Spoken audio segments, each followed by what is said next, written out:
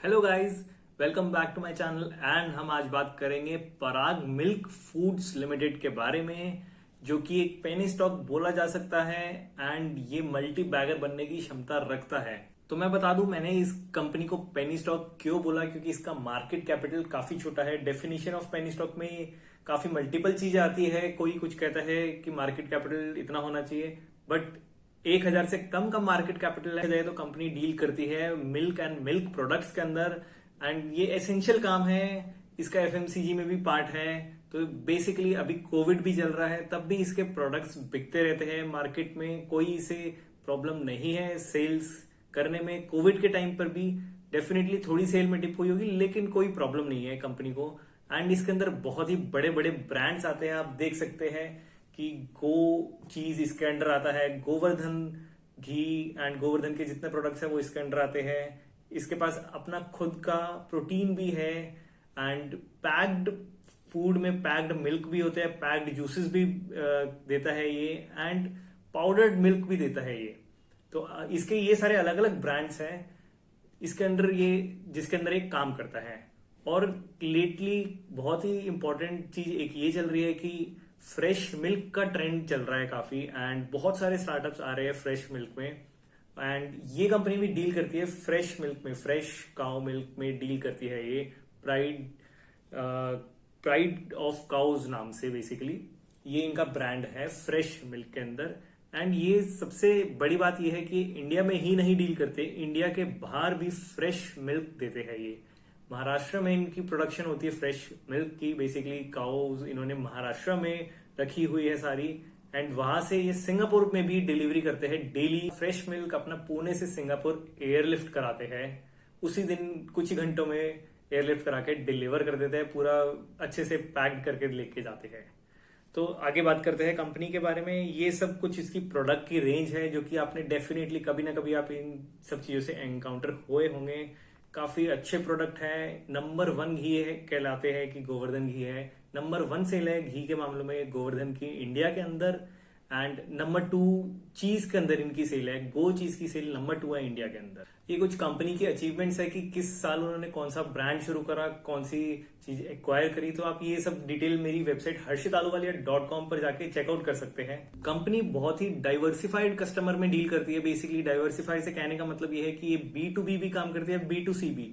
Retail में भी इसके कस्टमर्स हैं एंड B2B भी करते हैं, जैसे कि ये होटल्स, रेस्टोरेंट से एंड फास्ट फूड चेन से इनका डायरेक्ट कॉन्टैक्ट है। वहां पे डायरेक्टली ये सप्लाई करते हैं अपने सामान को। बेसिकली ये मार्केट लीडर्स है काफी एरियाज में, एंड जो कि फ्रेश मिल्क है उसमें भी ये काफी अच्छा काम करते हैं। इंडिया के बाहर भी इनके कस्टमर्स है, वहां पर भी सप्लाई करते हैं। और फ्रेश मिल्क सप्लाई करने में इंडिया से बाहर ये शायद पहली कंपनी है जैसे ये क्लेम करते हैं।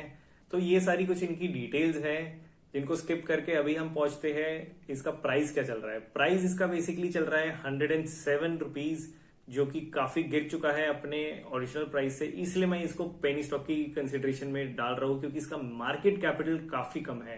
कई लोग डिबेट करेंगे कि पेनी स्टॉक नहीं है क्योंकि इसका 100 रुपीज का प्राइस है, लेकिन अगर आप देखेंगे कि ये पहले एक बेसिकली स्मॉल कैप कंपनी हुआ करती थी, अब ये पेनी स्टॉक कंपनी की कैटेगरी में आती है अकॉर्डिंग टू मार्केट कैपिटल। तो इसका प्राइस गिर चुका है, इसलिए इसके मार्केट कैपिटल गिर चुके हैं, लेकिन अभी काफी अट्रैक्टिव प्राइस है, क्योंकि लॉकडाउन के टाइम पे भी इन्होंने अपने काम पूरे करे हैं। इनकी ज्यादातर सप्लाई रही है, B2C तो रही है, B2B पे कुछ इम्पैक्ट पड़ा है। तो चलिए बात करते हैं फाइनेंस की। फाइनेंस को लेकर अगर बात करें तो इनकी सेल अगर हम देखें तो सेल कॉन्टिन्यूसली इनकी इंक्रीज हो जा रही है काफी तेजी से, एंड करंटली इनकी सेल है 2019 की है इनकी मार्च की सेल। अभी मार्च 2020 की सेल आई नहीं है, तो मार्च एनुअल सेल मार्च 2019 की 2300 करोड़ की सेल है इनकी, जो कि काफी इंप्रेसिव है। अगर आप देखी जाए तो पूरी कंपनी की मार्केट वैल्यू, जो मार्केट कैपिटलाइजेशन है, वो 900 करोड़ कुछ की है, एंड इनकी सेल ईयर की 2300 करोड़ की है। तो ये काफी इंप्रेसिव बात है। इससे ये पता लगता है कि वैल्यूएशन थोड़ी सी कहीं ना कहीं तो कुछ कमी है, कंपनी के अपसाइड काफी ज्यादा है।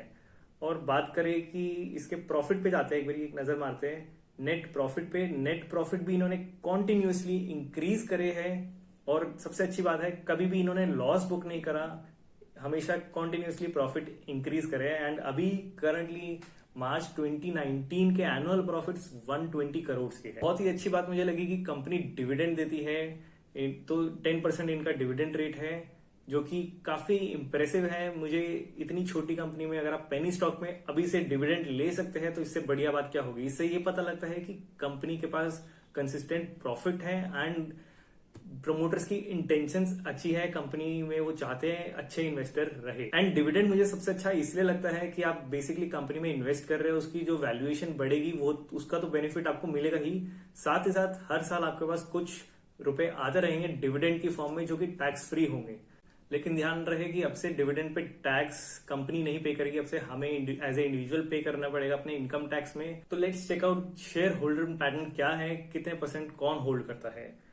प्रमोटर्स के पास अगर देखे जाए तो सितंबर 2019 में 45% था, 46% हो गया मार्च 2020 के अंदर प्रमोटर्स के पास। बट अगर देखा जाए प्लेज शेयर काफी ज्यादा है, 35% से 48% प्लेज शेयर हो गए हैं कंपनी के। एंड देखा जाए तो म्यूचुअल फंड पे होल्डिंग ज्यादा नहीं है इस कंपनी की, फाइनेंशियल इंस्टीट्यूट पे भी कम होल्डिंग है, डीआईआईज पे भी कम होल्डिंग है, 19% है डीआईआईज की, वो होल्डिंग इंक्रीज हुई है डीआईआई की होल्डिंग्स। तो अब एक बारी मैं प्लेज शेयर के बारे में बात करना चाहूंगा, जो कि काफी रिस्की है। प्लेज शेयर काफी रिस्की होते हैं कंपनी के लिए, लेकिन मार्च 2020 के बाद इन्होंने क्लेम जो करा है कि एनएसई में इन्होंने फाइल करा है कि कोटक महिंद्रा इन्वेस्टमेंट लिमिटेड के पास इन्होंने पैसे देने थे, जिसके अगेंस्ट इन्होंने शेयर प्लेज कर रखे हैं। उसकी पेमेंट सिर्फ 10 करोड़ की पेंडिंग है। तो कंपनी के लिए 10 करोड़ देना कोई इतनी बड़ी चीज नहीं है। और उसके बाद जो इन्होंने क्लेम करा है कि कंपनी ने एंटायर आउटस्टैंडिंग लोन पे कर दिया है 10 करोड़ को छोड़ के। एंड इन्होंने एक अनाउंसमेंट करी थी कि इनके पास 90 डेज का बेसिकली मार्च के बाद 90 डेज का टाइम था पेमेंट के लिए। तो बेसिकली वो अपना टाइम बचा रहे हैं, पैसे एंड मूवमेंट पे देंगे। कंपनी क्लेम करती है कि उनके पास पैसे हैं, बट वो उनके पास टाइम है पैसे पे करने का, इसलिए वो थोड़ा रुक के 10 करोड़ रुपए पे करेंगे, क्योंकि टाइम ड्यूरेशन 90 डेज का अभी बचा हुआ है उनके पास, कुछ ऐसा कुछ क्लेम करा है इन्होंने। तो इसलिए 90 डेज बाद जब वो 10 करोड़ रुपीज पे कर देंगे, क्योंकि इनका काम चल रहा है, इनको कैश क्रंच नहीं है, जब ये 90 डेज के बाद 10 करोड़ रुपीज पे कर देंगे तो इनकी 100% इक्विटी निकल के आ जाएगी। अभी भी 90 लाख शेयर इन्होंने रिलीज करा लिए हैं, बाकी के बचे 10 करोड़ के बाद हो जाएंगे। तो बेसिकली उसके बाद ये प्लेज जीरो हो जाएंगे, इनके प्रमोटर्स के बाद सारे शेयर वापस आ जाएंगे, ऑलमोस्ट डेट फ्री कंपनी रहेगी। उसके बाद हो सकता है ये अगले महीने 2 महीने में प्लेज जीरो कर ले, तो ये बहुत ही ज्यादा पॉजिटिव साइन है कंपनी के लिए। और यही सब प्लेज न्यूज के आने के बाद बेसिकली इसकी रेटिंग भी अपग्रेड हो गई। आप देख सकते हैं इसकी लॉन्ग टर्म रेटिंग भी आईआरसीए ने अपग्रेड कर दी है एंड शॉर्ट टर्म रेटिंग को भी अपग्रेड कर दिया है, प्लस साइन लगा दिया। प्लस साइन लगाने से रेटिंग को काफी इंप्रूवमेंट मिलती है, इससे शेयर की स्ट्रेंथ भी बढ़ती है, इसका मतलब कंपनी में भरोसा ज्यादा है इस वक्त। तो इस कंपनी में मेरे को कोई पर्सनली नेगेटिव साइड नहीं लगी। एक प्लेज शेयर नेगेटिव साइड था जो कि इन्होंने रीपे कर दिया है, सिर्फ 10 करोड़ का अमाउंट रह गया कंपनी के लिए, जो कि वो अपने टाइम पे वो बोल रहे हैं कि पे कर देंगे जब टाइम आएगा, एंड वो कुछ नेक्स्ट 1 मंथ और 2 मंथ में वो भी खत्म हो जाएगा, तो प्लेज भी जीरो हो जाएगा। इस वजह से कंपनी को रेटिंग भी बढ़ गई है।